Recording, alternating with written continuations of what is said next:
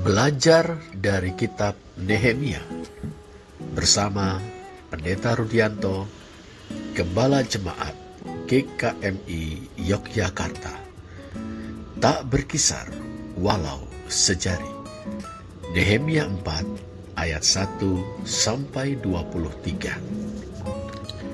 Saudara, Nehemia boleh berbesar hati sebab pembangunan kembali tembok Yerusalem dalam rangka pemulihan atau pembaharuan umat Allah mulai berlangsung dengan dukungan penuh saudara-saudara sebangsa setanah air. Umat Allah bergotong royong membangun. Bagi Nehemia, hal ini semakin meneguhkan panggilan dan perutusan ilahi atas dirinya dalam mengerjakan visi Allah bagi umatnya.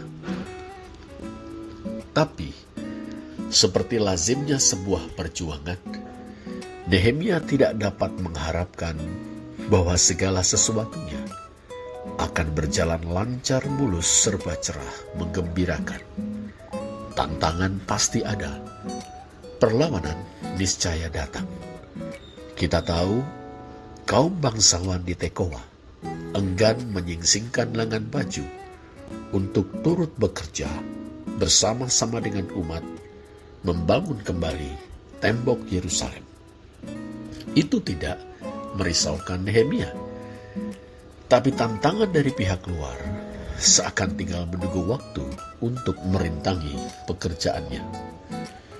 Sanbalat, gubernur Samaria, dan para sekutunya sudah sejak semula menanggapi kehadiran Nehemia di Yudea dengan rasa tidak suka.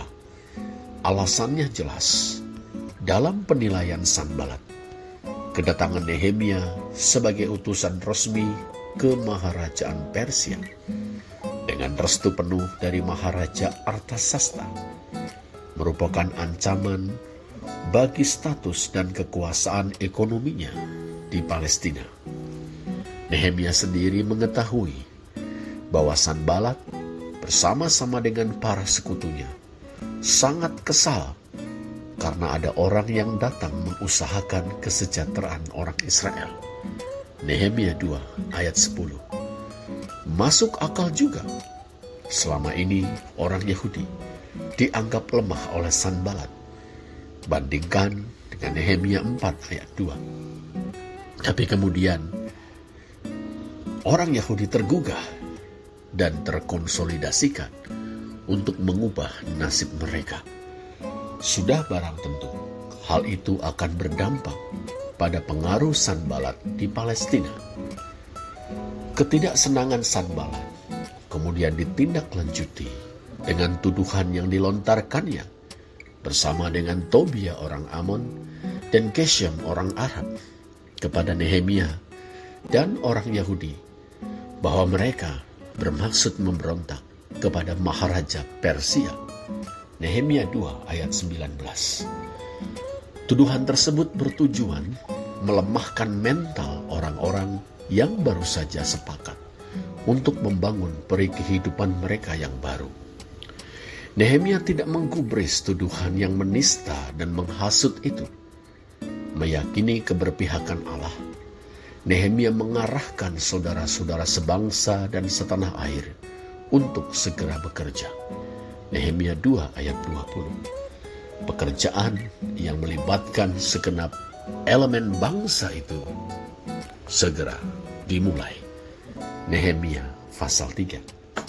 Saudara, Sanbalat tahu bahwa tuduhannya tidak digubris. Alih-alih menjadi lemah karena ketakutan, orang Yahudi malah terus membangun kembali tembok Yerusalem dengan penuh semangat. Maka bangkitlah amarah Sanbalat. Ia merasa amat tersinggung karena orang-orang yang ia anggap lemah itu berani membangkang kepadanya. Dengan sangat emosional, ia mengomentari perkembangan tersebut di depan sekutu-sekutunya dan tentara Samaria yang berada di bawah komandonya. Apa gerangan yang dilakukan orang-orang Yahudi yang lemah ini? Apakah mereka memperkokoh sesuatu? Apakah mereka hendak membawa persembahan? Apakah mereka akan selesai dalam sehari? Apakah mereka akan menghidupkan kembali batu-batu dari timbunan puing yang sudah terbakar habis seperti ini? Dari kata-katanya itu, kita segera tahu, saudara, orang macam apa Sanbalat. Merasa kedudukannya terancam dan sangat berang karena kata-katanya tidak dituruti. Sanbalat berkomentar dengan nada penuh penghinaan. Ia merendahkan martabat orang Yahudi dengan menyebut mereka lemah. Manakala kaum yang dianggapnya lemah itu berusaha bangkit, ia sama sekali tidak senang. Ia terus menghina mereka. Ia tidak dapat melihat bahwa meskipun lemah, orang Yahudi bekerja dengan keyakinan bahwa Allah berpihak kepada mereka. Sanbalat tidak senang kaum yang dianggapnya lemah itu melindungi diri dengan tembok atau benteng. Ia menghendaki mereka tetap dalam keadaan tak terlindung, sehingga mudah menjadi bulan-bulanan sesamanya yang lebih kuat namun kejam sewenang-wenang. Sanbalat menghubung-hubungkan gotong royong orang Yahudi itu dengan mempersembahkan kurban. Barangkali ini maksudnya. Apakah orang Yahudi setelah tembok itu selesai dibangun akan menahbiskan tembok itu dan mempersembahkannya kepada Allah? Pendedikasian itu akan ditandai dengan upacara kurban. Kalau benar itulah yang akan terjadi, apakah kaum yang dianggapnya lemah itu tidak sedang membangun kembali suatu kota yang pernah sedemikian masyhur pada masa jayanya di waktu silam? Bandingkanlah dengan Esra 4 ayat 12-16. Apakah mereka sedang bermimpi kosong di siang bolong? Masakah sebegitu mudahnya seperti membalik telapak tangan? Itu bukan pekerjaan 1-2 hari. Kelihatannya Sanbalat mulai dilanda ketakutan. Tetapi ketakutan itu ditutupinya dengan komentar-komentar yang penuh ejekan dan hinaan. Tobia, yang disebut Nehemia sebagai seorang budak atau pelayan dalam Nehemia 2 ayat 10 dan 19, menimpali komentar emosional konconya, laksana seorang penjilat dengan kelicikan seperti Patih Arya Sengkuni. Seakan mengakui kebenaran perkataan Tobia, ia berkata, sekalipun mereka membangun kembali, kalau seekor anjing hutan atau rubah liar meloncat dan menyentuhnya, robohlah tembok batu mereka.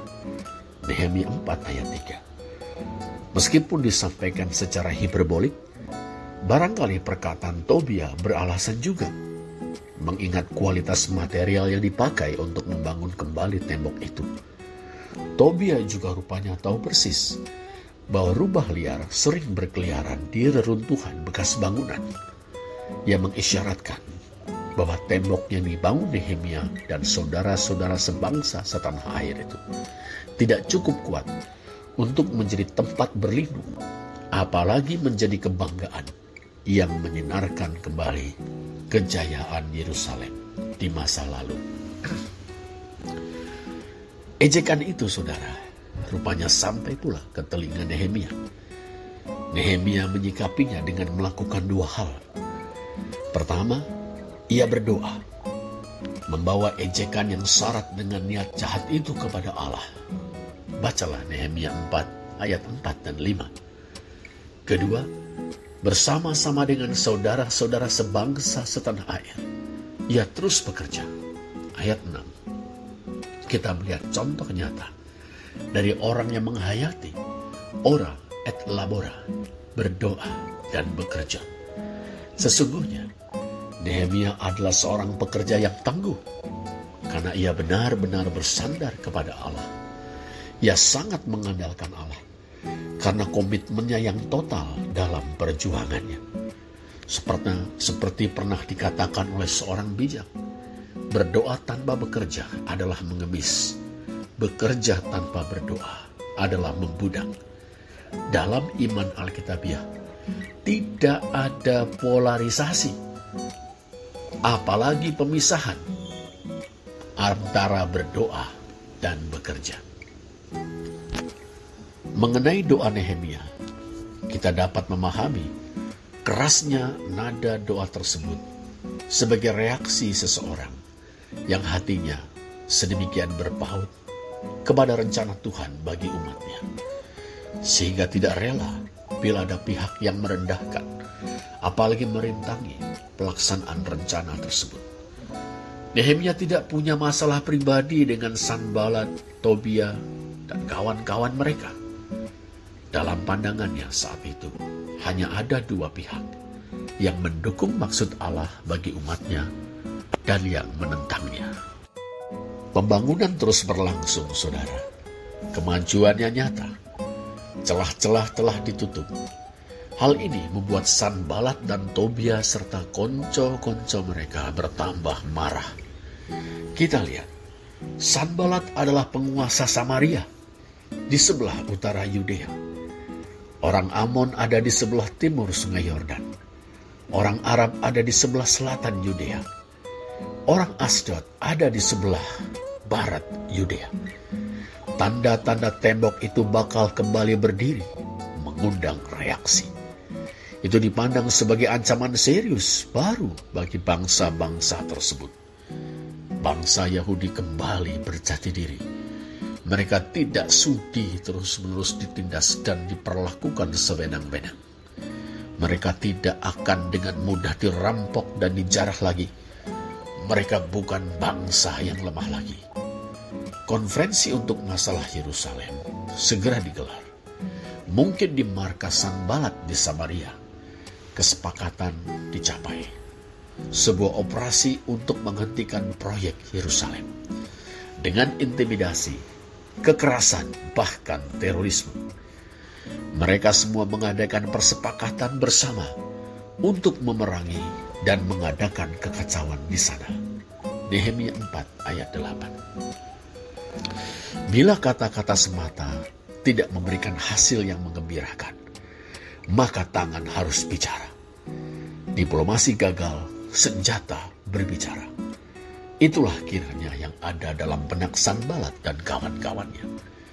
Tetapi, karena Nehemia bekerja dengan dekret berisi restu penuh dari Maharaja Artasasta, Nehemia 2 ayat 7-9, Sanbalat dan kawan-kawan tentu tahu sangat konyol untuk melakukan serangan terbuka. Penyusupan dan teror adalah jalan keluarnya. Lihatlah pasal 4 ayat 11. Bila kita setia melaksanakan pekerjaan Tuhan, saudara, bukan tidak mungkin kita akan menghadapi ejekan dan cemooh, bahkan tindak kekerasan dan teror.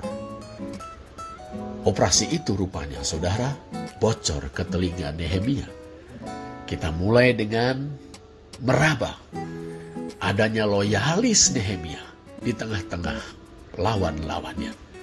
Betapa tidak, informasi-informasi penting namun rahasia dapat segera diperoleh oleh pemimpin yang gigih itu, sehingga dengan cepat ia dapat mengambil langkah untuk mengantisipasi manuver-manuver lawan. Menyikapi informasi tersebut, Nehemia mengajak umat untuk terus berdoa, mohon perlindungan Allah.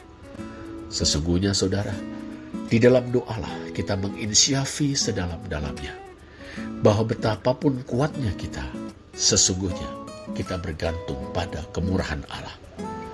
Tetapi Nehemia juga menginsyafi bahwa umat tidak boleh berpangku tangan. Ia mengerahkan umat pula untuk mengadakan penjagaan siang dan malam. Ya, berjaga-jaga untuk mengantisipasi datangnya serangan lawan.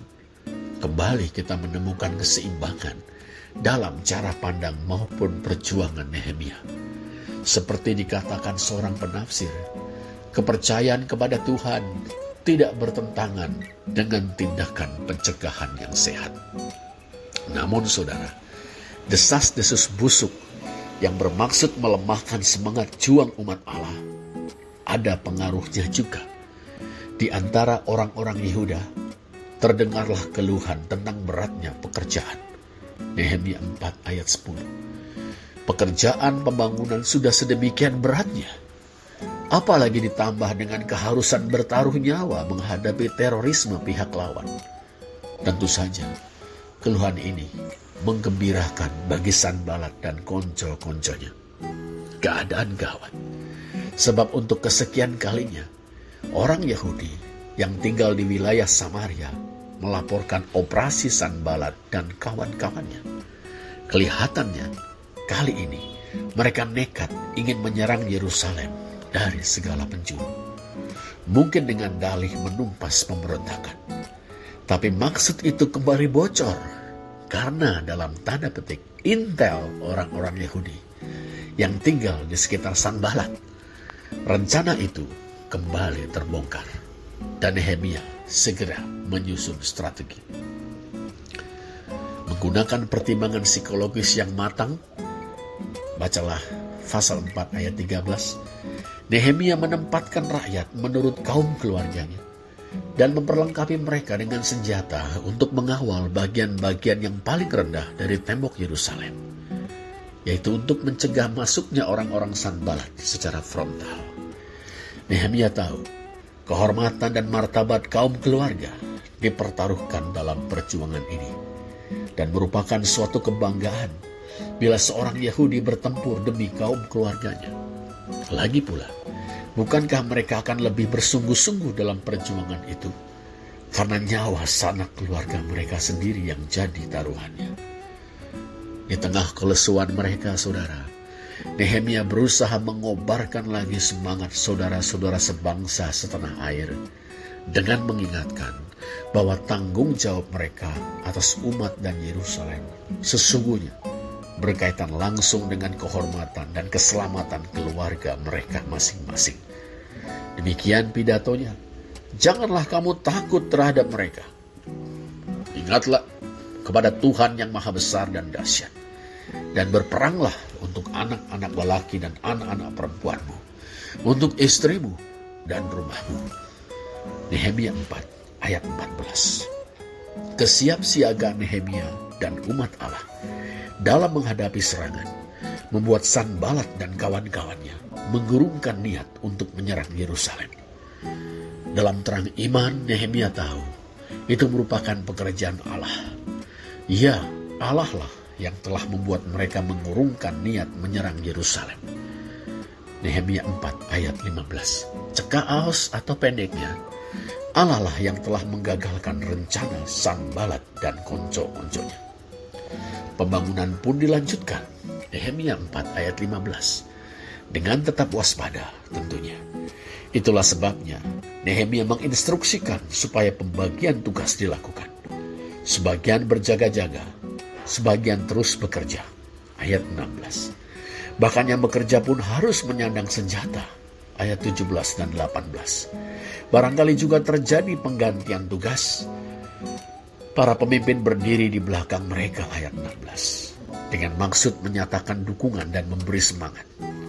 Orang Yahudi yang berdomisili di luar Yerusalem diminta untuk bermalam di kota itu untuk menambah jumlah personil keamanan, ayat 22. Sementara itu, peniup sangkakala tanda keadaan darurat dan siap perang selalu siaga di samping Nehemia. Nehemia sendiri pun, saudara, rela ikut menanggung kesusahan. Sang pemimpin ikut berjaga, bersiaga, sampai-sampai mengganti pakaian pun ia tidak sempat. Nehemia 4 ayat 23. Nehemia bukan hanya pandai memerintah dan mengatur, ia juga mengalami perjuangan itu dengan peluh dan berisiko bertumpah darahnya. Bukan hanya menangis di bilik doa.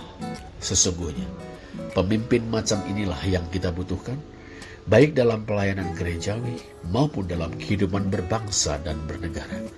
Pemimpin yang sepeing pamrih rame gawe, solider setia kawan, berat sama dipikul, ringan sama dijinjing, meyakini jer basuki mobio, tapi juga sudi membayar harga, dan bukannya membebankan harga pengorbanan kepada orang lain semata. Saudara, Nehemia juga terus mengobarkan semangat para tokoh masyarakat, supaya mereka terus mendampingi dan memotivasi rakyat dalam perjuangan yang bersejarah itu. Kata Nehemia kepada mereka, Allah kita akan berperang bagi kita. Nehemia 4 ayat 20. Teguh kukuhkah kepercayaan mereka kepada Allah? Iya, di pihak mereka. Teguh kukuhkah keyakinan kita kepada Allah? Iya, di pihak kita. Tetap berkobarkah semangat kita bagi pekerjaannya, meskipun ribuan tantangan dan rintangan menanti kita? Iya, di pihak kita. Tetap tekun setiakah kita berjuang melaksanakan kehendaknya? Iya, di pihak kita. Tetap bersatu padukah kita bersama dalam perjuangan ini? Iya, di pihak kita. Meski ancaman datang bertubi-tubi, kita tidak akan berkisar walau sejari.